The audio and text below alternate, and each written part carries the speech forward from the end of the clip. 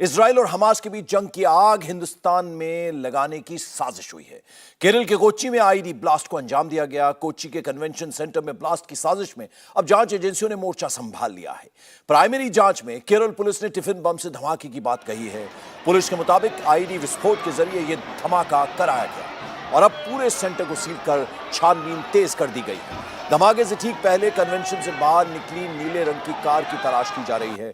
Special police की team को इसी कार से साजिश के तार जुड़ने का शक। कन्वेंशन सेंटर ब्लास्ट में अब तक एक की मौत हुई है, उसकी पुष्टि हो गई है।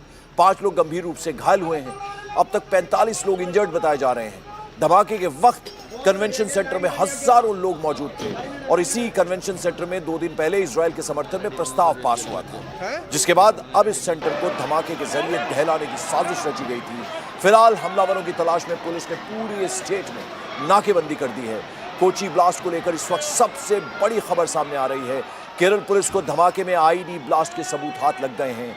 दिल्ली से एनएसजी की स्पेशल बम स्क्वाड टीम को फौरन कोच्चि रवाना कर दिया गया, जो थोड़ी देर पहले स्पॉट पर पहुंच जाएगी। थोड़ी देर में स्पॉट पर पहुंचेगी, सबूतों को खंगालने के साथ साथ फॉरेंसिक डिटेल की भी छानबीन करेगी। पूरे सेंटर को पुलिस ने अपने कब्जे में ले लिया है। एनआईए और एनएसजी की टीम अपने अपने तरीके से अब इस धमाके के सबूतों को जुटाएगी। आईडी विस्फोट के खुलासे के बाद अब संदिग्ध नीली कार की तलाश में पुलिस जुट गई है। केरल में हुए धमाके के बाद जो सबसे लेटेस्ट तस्वीर आई वो जरा आपको दिखाते हैं। देखिए, आपको जमीन पर जो चीज दिखाई दे रही है वो आईडी ऑब्जेक्ट है। इसका इस्तेमाल धमाके के लिए किया गया। धमाके के बाद की ये सबसे पहली तस्वीर है और अब इस ऑब्जेक्ट की जांच भी एनआईए कर रही है। केरल के कोच्चि में हुए धमाके पर इस वक्त की एक और बड़ी खबर आपको बता दें। केरल पुलिस के सूत्रों के मुताबिक धमाके के लिए टिफिन बम का इस्तेमाल किया गया है। धमाके में एक शख्स की मौत और 45 लोग घायल हुए हैं। 5 लोग जिनमें से गंभीर बताए जा रहे हैं। केरल में ब्लास्ट पर सीएम पी विजयन का भी बयान आया है। पी विजयन ने इसे एक दुर्भाग्यपूर्ण घटना बताया है। उन्होंने कहा कि सबूत इकट्ठे किए जा रहे हैं। सारे ऑफिसर्स इस वक्त एर्नाकुलम में हैं। सीएम ने डीजीपी से बात की है।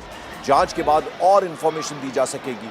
केरल के सीएम पिनाराई विजयन ने कहा कि यह बहुत ही दुर्भाग्यपूर्ण घटना है। हम घटना के संबंध में विवरण एकत्र कर रहे हैं। सभी शीर्ष अधिकारी एर्नाकुलम में हैं।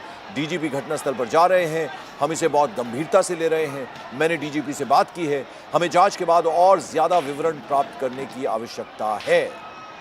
एक और बड़ी खबर आपको बता दें, केरल के कन्वेंशन सेंटर में हुए विस्फोट के मामले में सीएम ने कल एक सर्वदलीय बैठक भी बुलाई है। कल सुबह सचिवालय में सीएम कॉन्फ्रेंस हॉल में सर्वदलीय बैठक होगी और इस बैठक में सुरक्षा व्यवस्था और आगे की रणनीति, आगे की स्ट्रेटेजी पर चर्चा हो सकती है। कन्वेंशन सेंटर में हुए धमाके के मामले में पुलिस ने एक बड़ा खुलासा किया है। केरल के एडीजीपी अजीत कुमार ने कहा कि सुबह धमाके के बाद एक शख्स ने पुलिस स्टेशन में जाकर सरेंडर किया। शख्स का नाम डोमिनिक मार्टिन बताया जा रहा है। एडीजीपी के मुताबिक सभा से ही ये जुड़ा हुआ है। डोमिनिक मार्टिन जिसका नाम है, उसके दावों की अब जांच की जा रही है। ये सुनते हैं एडीजीपी का क्या कहना है।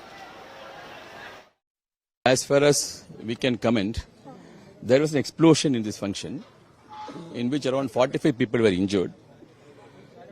One person has died. The condition of another 5 persons are serious. The person who died is suspected to be a lady. She died because of burn injuries. The other people are also having basically burn injuries. Yeah, that's what I told you earlier also. A particular one person has surrendered in Kodagara police station in Thrissur rural in the morning, claiming that he has done it. His name is Dominic Martin, and he claims that he belongs to the same group of Sabha.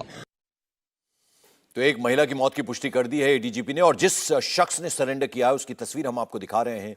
इस शख्स का नाम है Dominic Martin. इसने social networking site Facebook पर post किया था।